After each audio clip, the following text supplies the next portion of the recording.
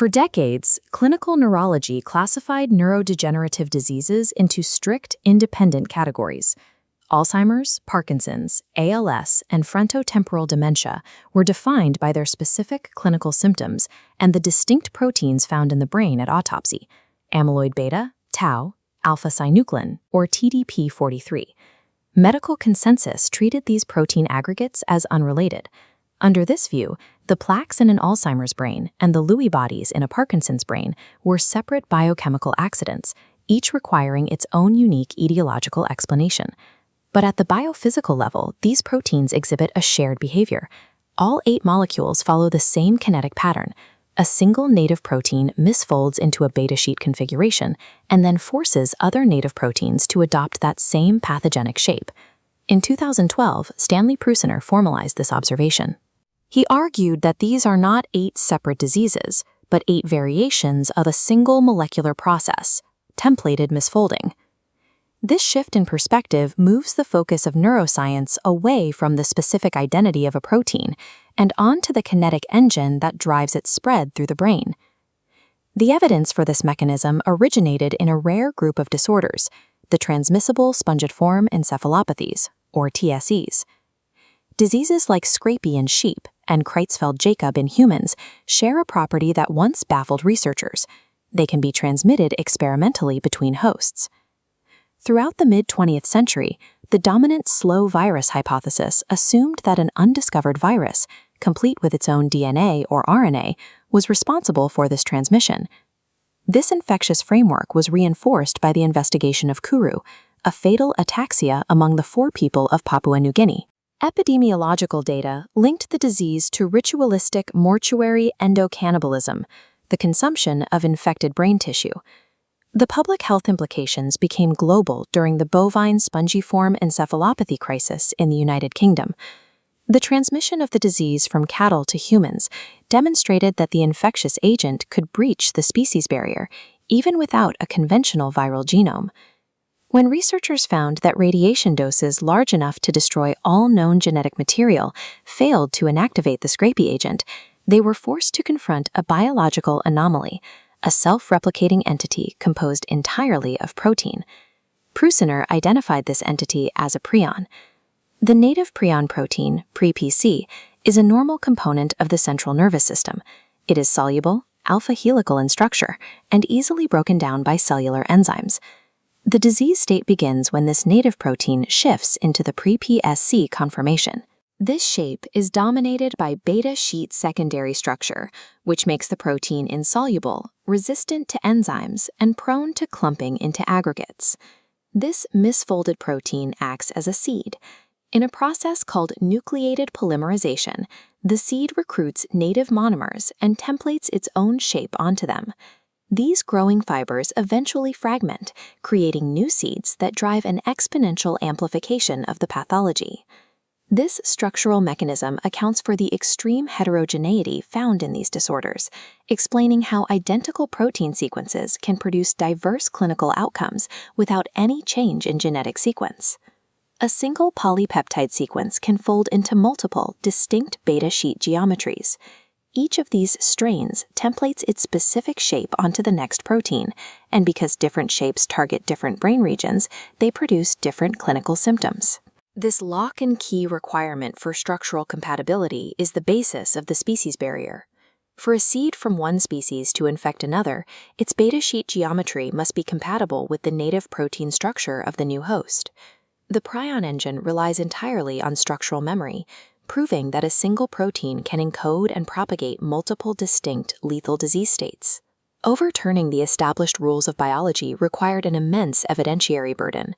The protein-only hypothesis was validated through 4 rigorous experimental pillars. The biochemical pillar established that infectious activity tracked strictly with the protease-resistant prion protein across every purification step. If you removed the protein, you removed the infection. The genetic pillar came from mice engineered to lack the prion protein gene. When exposed to scrapie, these animals were completely resistant. Without the native substrate to template against, the disease could not take hold. The amplification pillar involved lab assays like PMCA and RT-Quick. These systems successfully recreated the exponential seeded conversion of native proteins into beta sheets entirely in a test tube, proving the kinetic model. Finally, the structural pillar was confirmed by cryo-electron microscopy. This provided atomic resolution images of the beta sheet architecture, resolving the exact molecular detail of how the templating occurs. These 4 pillars provided a logical framework for the transmissible spongiform encephalopathies. By 2012, researchers were ready to apply this template to Alzheimer's and Parkinson's.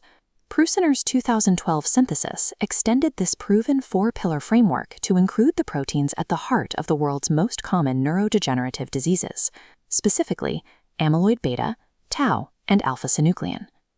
This proposal met significant resistance from the traditional Alzheimer's and Parkinson's research communities. The skepticism was rooted in a distinction between microscopic propagation and macroscopic infection.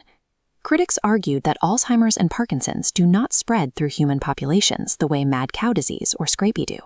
Clinicians noted the absence of any identifiable infectious vector, like saliva or feces, in these major proteinopathies. Unlike the TSEs, there was no evidence that these common dementias could be transmitted through ordinary human contact. To bridge this gap, researchers adopted the term prion-like. This acknowledged the shared mechanism of templated misfolding, while avoiding the epidemiological implications associated with prion. Overcoming this institutional resistance required more than terminology. It required reproducing Prussiner's exact biological proofs using the proteins found in human Alzheimer's and Parkinson's patients. The data began to shift with experiments from Larry Walker and Matthias Chucker. They successfully extracted amyloid beta from human Alzheimer's patients and used it to nucleate cerebral amyloidosis in the brains of mice. A parallel breakthrough occurred with alpha-synuclein. Researchers generated synthetic protein fibrils in the lab. They injected them into the brains of healthy mice. This triggered the misfolding of the host's native proteins, creating pathology where none existed before. The pathology tracked the brain's own circuitry, moving from the site of injection to distant anatomically connected regions. This pattern mirrored the topographical staging seen in human Parkinson's autopsies. This anatomical spread required a specific mechanism to allow protein seeds to jump between neurons, a doorway that could explain how the disease travels through tissue.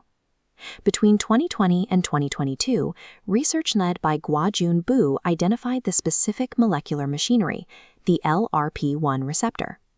Along with heparan sulfate proteoglycans, this receptor mediates the active uptake of tau and alpha-synuclein seeds from the synaptic cleft. By identifying the molecular substrates for every step, templating, release, and active receptor uptake, the prion framework moved from a speculative extension to a rigorously documented model of how these diseases progress. While the initiating event in sporadic cases remains a point of intense debate, this framework now provides the primary explanation for how pathology spreads through the brain. This kinetic model reveals the limitations of current-generation therapies. Anti-amyloid antibodies scavenge aggregated plaques that have already formed, but removing this debris addresses the symptom, not the engine. As long as the propagation cycle is active, new misfolded proteins will form. True disease arrest requires intervening at the point of propagation. We must stop the misfolding event itself, or prevent the seeds from entering new cells. As long as the templating process has access to native protein fuel, clearance therapies provide only a modest slowing rather than a complete halt. The most direct application of this theory is substrate depletion. Antisense oligonucleotides like ion 717 are now in clinical trials to silence the genes that produce native proteins. If we remove the fuel, the prion engine cannot replicate. This approach is validated by the genetic proof from PRNP null mice. Because the native protein appears to be largely dispensable for normal function, silencing its production creates a safe way to arrest the disease cycle. A second strategy targets the receptors. By blocking the LRP1 doorway, we could potentially isolate the seeds within a single neuron, preventing the anatomical spread that leads to clinical decline. The remaining challenge is to understand the origin of the very first seed in sporadic cases. We still need to determine if these initial misfolding events are stochastic accidents or the result of cumulative cellular stress. By identifying the shared biophysics across these 8 different conditions, Prusiner synthesis has isolated the exact molecular engine we must break to defeat the major proteinopathies.